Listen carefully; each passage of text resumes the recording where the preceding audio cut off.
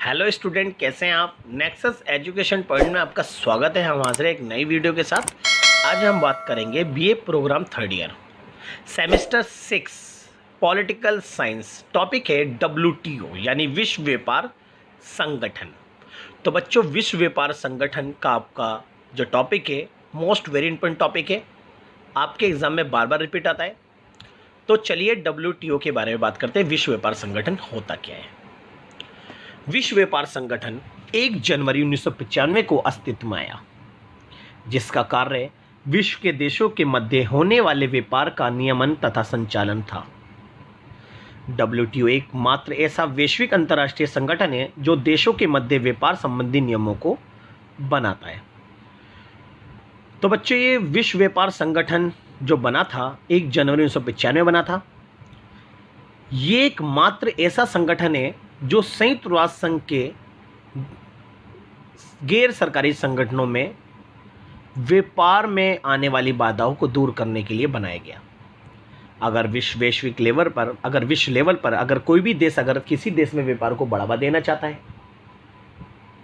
अगर उसको व्यापार को बढ़ाने में अगर कोई मार्ग में बाधाएं आ रही हैं, चाहे वो आर्थिक बाधा हो चाहे कोई सी बाधा हो, उन सब बाधाओं को डब्ल्यूटीओ दूर करता है। ये एक वैश्विक अंतर्राष्ट्रीय संगठन है जो विश्व के सारे देशों के मध्य व्यापार को बढ़ावा देता है एवं इसकी स्थापना सदस्य राष्ट्रों की संसद द्वारा अनुमोदित एवं अंतर्राष्ट्रीय संधि के आधार पर हुई। तो ये संगठन है। अगर हम बात करते हैं डब्ल्यूटीओ की संरचना के बारे में, डब्ल्यूटीओ की स्थिति अंतर्राष्ट्रीय आर्थिक जगत में अंतर्राष्ट्रीय मुद्रा कोष एवं विश्व बैंक के बराबर है, किंतु मुद्रा कोष एवं विश्व बैंक की भांति ये यूएनओ की एजेंसी के रूप में कार्य नहीं करता, क्योंकि विश्व बैंक और अंतर्राष्ट्रीय मुद्रा कोष एक आर्थिक अभिकरण है जिसका उद्देश्य यूएनओ के सदस्य राष्ट्रों को आर्थिक सहायता प्रदान करना है। ये एक अंतर्राष्ट्रीय बैंक है जिसमें सदस्य देश अपनी पूंजी का निर्वाह करते हैं। आज कुल विश्व व्यापार का 90% भाग डब्ल्यूटीओ के माध्यम से होता है। डब्ल्यूटीओ के कार्य संचालन के लिए एक सामान्य परिषद की व्यवस्था की गई है, जिसमें प्रत्येक सदस्य राष्ट्र का एक स्थायी प्रतिनिधि होता है। डब्ल्यूटीओ में नीति निर्धारण करने हेतु सर्वोच्च अधिकार प्राप्त इसका मंत्री स्तरीय सम्मेलन होता है। सम्मेलन का आयोजन वर्ष में 2 बार होता है। और डब्ल्यूटीओ में आज विश्व के अनेकों सदस्य देश हैं। संगठन को सर्वोच्च पदाधिकारी महानिर्देशक होता है, जिसका चुनाव सामान्य परिषद द्वारा प्रत्येक 4 वर्ष के लिए किया जाता है। डब्ल्यूटीओ की उसकी सहायता के लिए 4 उप महासचिव होते हैं। पहला सम्मेलन 9 से 13 दिसंबर 1996 को सिंगापुर में तथा 5वां कानूकन यानी मैक्सिको में 10 से 14 जून 2003 को हुआ था। वर्तमान में इसके सदस्यों की संख्या 196 है। तो ये हमने डब्ल्यूटीओ के बारे में पढ़ा। मैं आपको डब्ल्यूटीओ की संरचना के अंतर्गत एक महत्वपूर्ण बात और बताता हूँ कि पहले डब्ल्यूटीओ का जो प्राचीन यानी पुराना जो नाम था वो गेट था। डब्ल्यूटीओ जो था वो गेट समझौते को पुनर्गठित करके डब्ल्यूटीओ बनाया था, यानी डब्ल्यूटीओ के आधार जो था वो गेट समझौता था। चलिए अब बात करते हैं डब्ल्यूटीओ के कार्य के बारे में। डब्ल्यूटीओ का काम क्या? वर्ल्ड ट्रेड ऑर्गेनाइजेशन यानी विश्व व्यापार संगठन का व्यापार में आने वाली बाधाओं को वार्ता के माध्यम से कम अथवा समाप्त करना। अगर कोई 2 देशों के बीच में अगर कोई विवाद आता है, उस विवाद को आपसी बातचीत के द्वारा, दोनों में समझौते के द्वारा उसको दूर करना। जैसे आयात पर शुल्क, व्यापार संबंधी अन्य बाधाएं जैसे बाधाओं को सदस्य राष्ट्र जिसके अंदर विवादित देश है या व्यापारिक समूह है, उनको आपसी बातचीत के बिठाकर उनको ये बाधाओं को दूर करना इसका काम है।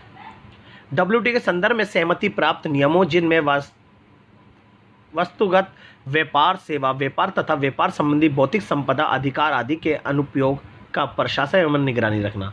यानी डब्ल्यूटीओ जो है वो जितने भी नियम या वार्ताएं समझौते कराता है उस पर निगरानी रखने का काम और उस पर कहते नहीं है, उस पर निगरानी रखना या उसके बारे में जानकारी प्राप्त करते रहना डब्ल्यूटीओ का काम है।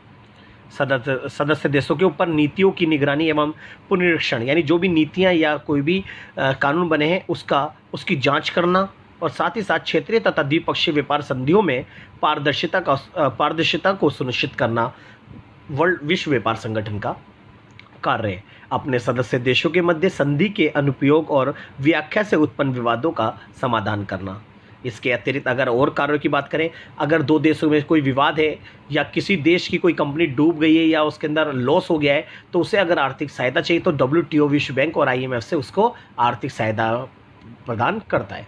अगर कोई देश किसी देश में व्यापार को बढ़ावा देना चाहता है, अगर वो देश उसकी कंपनी स्थापित नहीं करना चाहता, तो वो WTO में जाकर उसकी शिकायत करके अपने उद्योग को स्थापित करने के मार्ग के लिए रास्ता साफ कर सकता है। ये सारा काम WTO का है, यानी व्यापार में जितनी भी परेशानियां या बाधाएं होती हैं उसको दूर करता WTO है।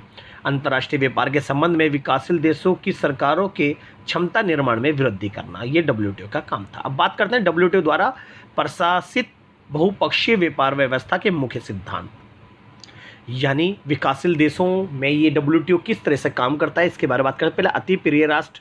WTO समझौते के अधीन सामान्यतः कोई देश अपने व्यापारिक सहयोगियों के मध्य विभेद नहीं कर सकता, यानी अगर कोई WTO का सदस्य है तो कोई देश दूसरे देश के साथ भेदभावपूर्ण नीति नहीं अपना सकता। इसमें अगर किसी उत्पाद विशेष के किसी देश को विशेष लाभ जैसे न्यूनतम सीमा शुल्क दरें आदि दी जाती है तो ये WTO के सभी सदस्य देशों को देना होगा। ये सिद्धांत ही अति प्रिय राष्ट्र का व्यवहार कहलाता है, यानी इसके अंतर्गत अगर कोई देश किसी देश के सीमा शुल्क घटाता है तो उसे विश्व के और देशों के जो उसके यहाँ पर व्यापार कर रहा है उसकी भी सीमा शुल्क घटाना पड़ेगा, यानी नियम जो होगा वो एक देश के लिए नहीं बल्कि सभी के लिए बराबर माने जाएंगे। फिर राष्ट्रीय व्यवहार। अस्तित्व एवं स्थानीय वास्तुगत उत्पादन के साथ समान व्यवहार किया जाना चाहिए, खासतौर पर तब जब विदेशी वस्तु बाजार में प्रवेश कर चुकी है। ठीक यही बात विदेश एवं घरेलू सेवाओं, व्यापार चिन्ह, कॉपीराइट तथा पेटेंट पर भी लागू होती है। तो सभी के साथ राष्ट्रीय व्यवहार, यानी सबको कोई भी देश हो उसके साथ हमें व्यापार में राष्ट्रीय व्यवहार को बढ़ावा देना चाहिए। अगर एक देश के साथ जैसा व्यवहार कर रहे हैं वैसा ही व्यवहार, यानी व्यवहार मतलब गलत व्यवहार नहीं, सही व्यवहार, अगर किसी के साथ हम अगर अच्छा व्यवहार कर रहे हैं तो वो व्यवहार हमें सभी देशों के साथ करना पड़ेगा। ऐसा नहीं है कि एक से हमारी अगर संबंध बिगड़े हुए हैं तो हम उससे तो अच्छे व्यवहार नहीं कर रहे और दूसरे से व्यवहार कर रहे हैं, ये WTO के सिद्धांतों के खिलाफ होता है। मुक्त व्यापार। व्यापार को प्रोत्साहन देने के लिए एक महत्वपूर्ण साधन के रूप में बाधाओं को दूर करना शामिल है। इन बाधाओं में सीमा शुल्क या प्रशुल्क की ऊंची दरें। अगर एक देश अगर दूसरे देश में अगर कंपनी नहीं लगा रहा है तो वो इसलिए नहीं लगा रहा है क्योंकि वहाँ पर जो सीमा शुल्क ज़्यादा है या प्रशुल्क की ऊंची दर है या कोई और कमी है, तो WTO उस देश की जो सीमा शुल्क है उसे घटाने में अपनी सहायता और उसका व्यापार को बढ़ावा देने के लिए वो मदद करता है। नेक्स्ट है पूर्वानुमान। कभी कभी व्यापार बाधाओं को ना बढ़ाने का आश्वासन उन्हें कम करना जितना ही महत्वपूर्ण होता है, क्योंकि ये आश्वासन भविष्य की अवसरों के संदर्भ में एक स्पष्ट दृष्टिकोण वो बताता है। स्थायित्व एवं पुनर्निर्माण के कारण निवेश को प्रोत्साहन मिलता है, रोजगार का सृजन होता है और उपभोक्ताओं को कम मूल्यों एवं प्रतिस्पर्धा का लाभ भी मिलता है। तो हर व्यापार जो है यहाँ पर WTO जो भी काम करता है पूर्वानुमान के हिसाब से, क्योंकि जो भी संधियाँ या कोई भी गतिविधि अगर WTO कर रहा है या कोई भी कानून बना रहा है तो आने वाले जो अनुमान पर आधारित बना रहा है, ताकि पूर्वानुमान यानी आने वाले टाइम के लिए अनुमान लगाना ताकि उसका लाभ सबको मिल सके। नेक्स्ट है विकास एवं आर्थिक सुधारों को बढ़ावा देना। तो WTO सदस्य राष्ट्रों के बीच में आर्थिक विकास और आर्थिक सुधारों को बढ़ावा देता है। अगर सदस्य राष्ट्रों के बीच में अगर कोई विवाद है तो उसको दूर करना WTO का काम है। तो ये हमने बात करी विश्व व्यापार संगठन यानी WTO के बारे में। तो अगर आपने हमारे चैनल को सब्सक्राइब नहीं किया है तो हमारे चैनल को सब्सक्राइब करें, लाइक कमेंट शेयर करना ना भूलें।